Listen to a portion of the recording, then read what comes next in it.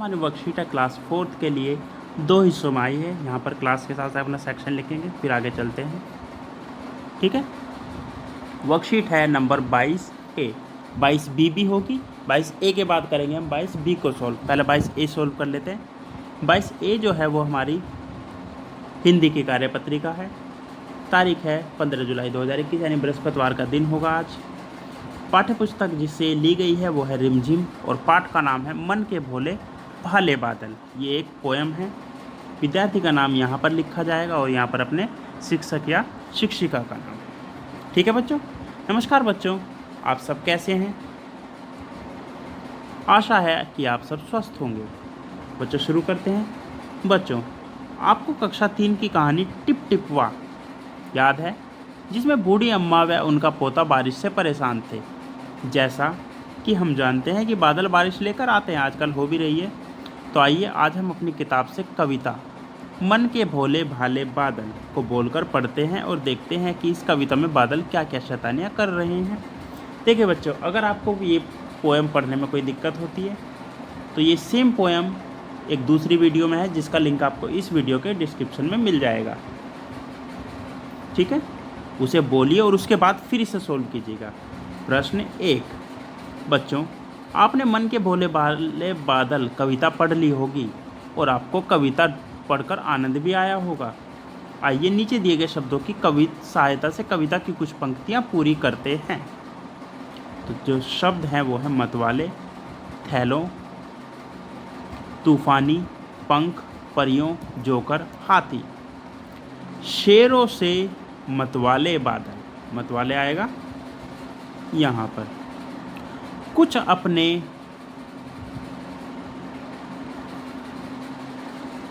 थैलों से चुपके, कुछ हाथी से सूंड उठाए, कुछ तो लगते हैं तूफानी। बाकी आगे चलते हैं। अब हमारे जो शब्द बचे हैं वो बचे हैं कौन कौन से? पंख, परियों और जोकर। आगे देखते हैं ये कहाँ पर आते हैं, पंख, परियों और जोकर। ध्यान रखिएगा बच्चों, कि आप देख सकते हैं वहाँ पर जितने शब्द हमने पहले क्वेश्चन में कर लिए वो उतने ही थे। इसके बाद शुरू होता है हमारा प्रश्न 2। बच्चों, कविता में आपने बादलों के बारे में जाना। चलिए हमें रंग भरकर बताइए कि बारिश के आने से पहले बादलों का रंग और बारिश के बाद बादलों का रंग कैसा होता है। अगर आपने कभी ध्यान दिया हो, आज भी बारिश पड़ी है, कल भी पड़ी थी, तो बादलों का रंग जब बारिश से पहले जो होता है वो होता है काले रंग का। कैसे रंग का? ये रंग जो दिखाया हुआ है, तो इसे हम कर देंगे क्या? काले रंग से पेंट। तो बच्चों काले कुछ ज़्यादा काले हो जाएंगे, इसलिए हमने क्या चुना है? स्लेटी कलर। इस तरह के कुछ बादल होंगे बारिश से पहले। ठीक है बच्चों, उसके बाद बारिश के बाद बादल कैसे होते हैं? सफ़ेद रंग के, जो कि यहाँ पर दिया हुआ है पहले से ही।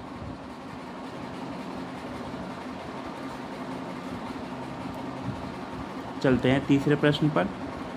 बादलों के अलग अलग आकार होते हैं। नीचे आसमान में बादलों के कुछ आकार दिखाई दे रहे हैं। बच्चों लिखकर बताइए कि आपको कौन कौन सा रूप दिखाई दे रहा है। अब देखिए, जैसा कि पहला इन्होंने दे रखा है खरगोश। खरगोश दिखाई दे रहा है बच्चों किसी को? ये रहा खरगोश। उसी तरह से अलग अलग जानवर बने हुए हैं। जैसे देखिए यहाँ पर ये बना हुआ है जिराफ, तो यहाँ पर हम लिख देंगे जिराफ।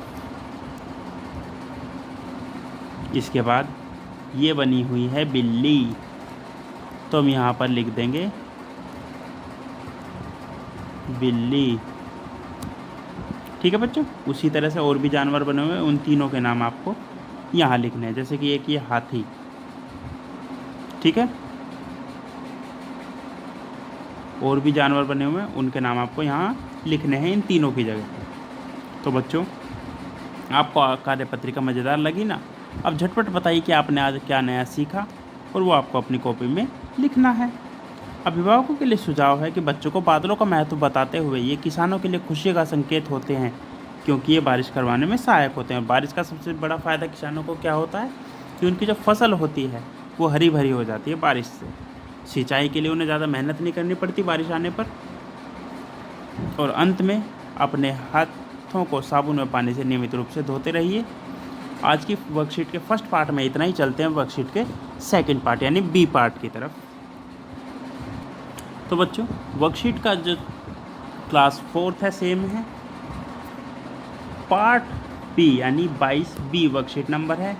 जो बी पार्ट है वो है ईवीएस की वर्कशीट। तारीख सेम रहेगी 15 जुलाई 2021 यानी बृहस्पतिवार का दिन होगा। टेक्स्ट बुक है लुकिंग अराउंड। अब देखिए, कुछ बच्चे कंफ्यूज होंगे कि हिंदी की बुक है इंग्लिश की बुक है, तो चैप्टर सारे सेम होते हैं और आपको कोई कन्फ्यूजन ना हो इसलिए मैं दोनों लैंग्वेज में लिखता हूँ। अगर हिंदी में दिया हुआ है तो हिंदी में बोलूँगा, अगर इंग्लिश में भी दिया हुआ है तो उसकी हिंदी का ट्रांसलेशन मैं साथ साथ करता हूँ। तो आपको यही वर्कशीट, इसी वीडियो से आप दोनों तरह की वर्कशीट पूरी कर सकते हैं। तो चलिए शुरू करते हैं। Unit 11 the valley of flowers यानी फूलों की घाटी। ये एक चैप्टर होगा। अगर आप हिंदी में देखें आसपास में, यूनिट 11 में फूलों की घाटी, स्टूडेंट का नाम यहाँ पर आएगा और यहाँ पर आपके टीचर का नाम, यहाँ पर क्लास के साथ सेक्शन लिख दीजिएगा ध्यान से। नमस्ते प्यारे बच्चों, आशा है कि आप सभी स्वस्थ होंगे और सुरक्षित होंगे। इस लॉकडाउन के दौरान हम सब ने अपना ज़्यादातर समय घर पर ही बिताया है। लॉकडाउन के दौरान आप सभी ने बाहर की बहुत सारी जगहों को याद किया होगा, जैसे पार्क, खेल का मैदान, बगीचा इत्यादि। कोई बात नहीं बच्चों, चलिए आज आपको घर बैठे ही फूलों के बगीचे की सैर कराते हैं।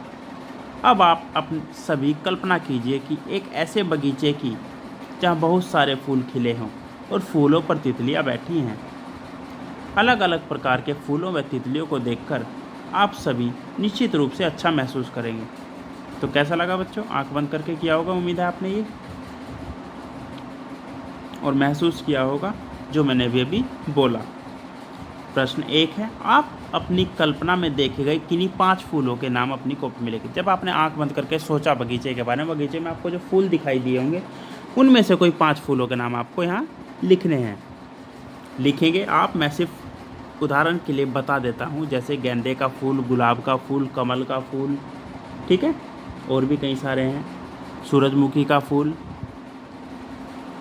और जी क्या नाम है, गुलदावरी का फूल, और भी कई सारे फूल होंगे, उनमें से कोई 5 आपको लिखने हैं। इसके बाद प्रश्न 2, बच्चों कुछ फूलों के चित्र नीचे दिए गए, इन फूलों को पहचान कर इनका पूरा नाम अपनी कॉपी में लिखिए। तो पहला जो फूल दिया हुआ है वो दिया हुआ है गेंदे का फूल। अब देखिए दा बना रखा है, हमें बनाना है गे।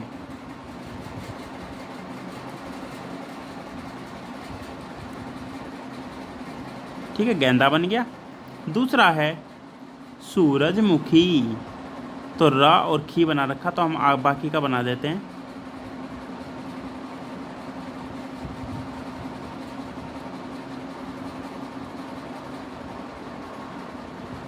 सूरजमु,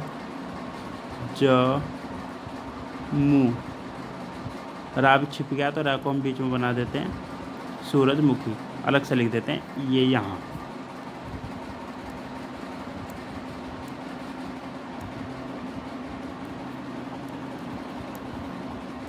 सूरजमुखी। तीसरा जो फूल है ये रहा,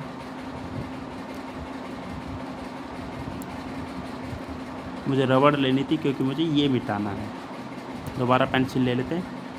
तीसरा जो फूल बना हुआ वो है गुड़हल का फूल। देखिए गु और है बना हुआ, तो बीच में हमें क्या करना है, डे बना देना और यहाँ पे लास्ट में ले बना देना, ये हो जाएगा गुड़हल। चौथा फूल है चमेली का फूल, बीच में मे बना देना है, तो ये हो जाएगा चमेली का फूल। चलते हैं अगले हिस्से पर। तो बच्चों जैसे कि आप देख सकते हैं 3 फूलों के और चित्र बनाए गए हैं और नीचे हिंट के लिए भी दिया हुआ है, तो ये नाम आपको अपने आप लिखने हैं। इसके बाद आता है फूल एक काम अनेक, यानी एक ही फूल के कई सारे काम होते हैं। प्रश्न 3,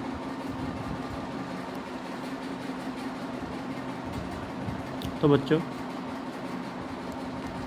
कई फूल ऐसे होते हैं जिनका प्रयोग एक से अधिक कार्यों के लिए किया जाता है। नीचे दी गई पहेलियों से फूलों के नाम का अनुमान लगाकर अपनी कॉपी में लिखिए। तो पहला है, सूरज को मैं देखकर खिलता, मेरे बीजों से तेल बनता। ये होता है जी सूरजमुखी का फूल। सूरजमुखी का फूल जो होता है सूरज की तरफ भागता है और इसके बीज से तेल भी बनता है। तो ये हो जाएगा क्या, सूरजमुखी। दो नाम मैं बोलूँगा और लिखूँगा भी, बाकी दो नाम मैं सिर्फ बोलूँगा, बाकी आपको लिखना अपने आप। दूसरा, सब्जी भी है मुझसे बनती और दवाइयों में भी मेरी ज़रूरत है पड़ती। ऐसा कौन सा फूल है जिसकी सब्जी भी बनती है? तो ऐसा एक फूल है गुलमोहर का।